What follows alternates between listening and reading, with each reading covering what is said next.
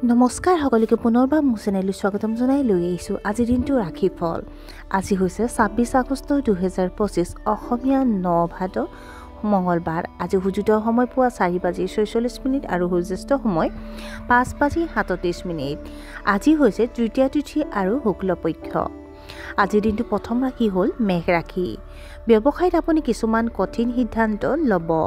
যিবোৰ কামে ফলাফল নিদিয়া কামবোৰ কম সময়ৰ বাবে পিছুৱাই দিলে লাভজনক হ'ব।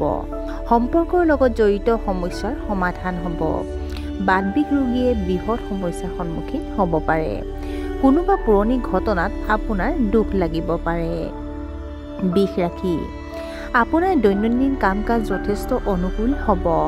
আপোনাৰ সন্তানক লৈ হয়তো অলপ চিন্তিত হ'ব। প্ৰেমিকৰ আগত মিছা কথা নক'ব। ল'ৰা ছোৱালীৰ কেৰিয়াৰক লৈ চিন্তিত হ'ব পাৰে বৃদ্ধজনে। কৰ্মক্ষেত্ৰত গুৰুত্বপূৰ্ণ লক্ষ্যত উপনীত হ'ব। মিথুন ৰাশি। আপুনি আপোনাৰ জীৱনশৈলী উন্নত কৰিব পাৰে। আদৰ্শবাদী চিন্তাধাৰাৰ পৰা আঁতৰি থকা উচিত। সুখৰ সম্পদ গঢ়িব। আপোনাৰ সন্তানৰ সফলতাত আপুনি গৌৰৱ অনুভৱ কৰিব। জ্ঞানী লোকৰ উপদেশৰ পৰা আপুনি বহুত লাভালাভ পাব। আপোনাৰ বৈবাহিক সম্পৰ্কত ঘনিষ্ঠতা বৃদ্ধি পাব। কৰ্কট ৰাশি। আপুনি সম্পূৰ্ণৰূপে নিজৰ কেৰিয়াৰত মনোনিৱেশ কৰিব।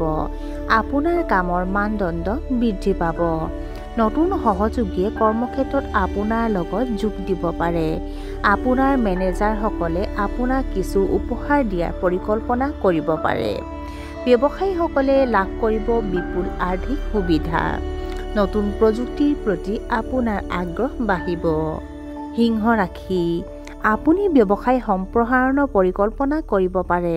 তাত আপুনি সফলতা লাভ কৰিব। আপোনাৰ মুখত সুখৰ এটা ভাৱ থাকিব। ঊৰ্ধ্বতম বিষয়াৰ সৈতে সম্পৰ্ক আন্তৰিক হ'ব। বিদেশ ভ্ৰমণৰ সন্দৰ্ভত আপুনি কিছু সমস্যাৰ সন্মুখীন হ'ব পাৰে। আজি টকা ধাৰে দিয়াৰ পৰা বিৰত থাকক। কন্যা ৰাশি। গুপ্ত বিজ্ঞানৰ প্ৰতি আপোনাৰ প্ৰৱণতা বাঢ়িব। মানুহে আপোনাৰ পৰা প্ৰেৰণা ল'ব। ভুৱা উৰা বাতৰিত বলি হ'ব নালাগে। পাৰিবাৰিক জীৱন শান্তি আৰু সম্প্ৰীতি থাকিব। আপোনাৰ জীৱনসংগীৰ প্ৰতি আনুগত্য আৰু মৰম বাঢ়িব। আপোনাৰ ব্যৱসায়িক ভ্ৰমণ সফল হ'ব। তুলা ৰাশি। আপোনাৰ বৈবাহিক সুখ কমি যাব পাৰে। নতুন কাম আৰম্ভ কৰাৰ বাবে দিনটো শুভ নহয়। আপোনাৰ আচৰণত শালীনতা থাকিব।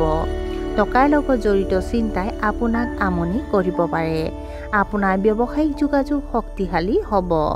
নেতিবাচক লোকৰ পৰা পৰামৰ্শ ল'ব নালাগে। বৃশ্চিক ৰাশি। পৰিয়ালৰ সদস্যৰ সৈতে আপোনাৰ সম্পৰ্ক আন্তৰিক হ'ব।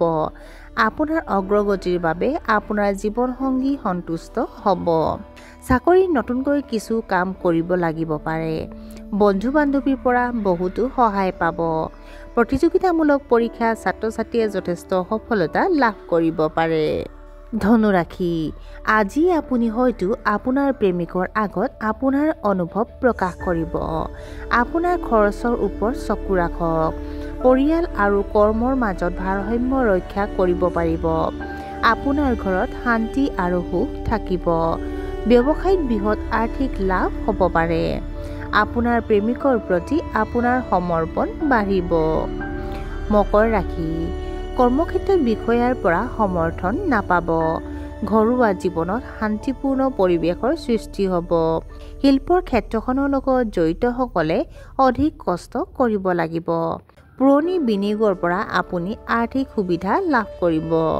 আপুনি নতুন বাহন কিনাৰ পৰিকল্পনা কৰিব পাৰে। আপোনাৰ সম্পত্তিৰ বিবাদ সমাধান হ'ব। কুম্ভ ৰাশি। আজি নতুন কাম আৰম্ভ নকৰিব।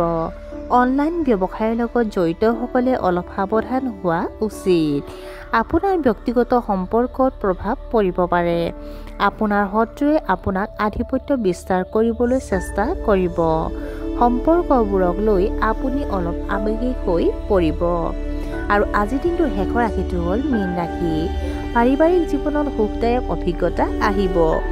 প্ৰেমিক প্ৰেমিকাসকলে যদি বিয়াৰ বাবে পৰিয়ালৰ পৰা সন্মতি ল'ব বিচাৰে তেন্তে দিনটো শুভ। আপোনাৰ আত্মবিশ্বাস কমি যাব পাৰে। আয়ৰ নতুন উৎসৰ সৃষ্টি হ'ব পাৰে, মূল্যৱান উপহাৰ পাব পাৰে। আৰু আজিৰ দিনটো ৰাশিফল ইমানতে অন্ত পৰিছে। আশা কৰোঁ আপোনালোক প্ৰত্যেকৰ আজিৰ দিনটো সুন্দৰ হওক। ধন্যবাদ।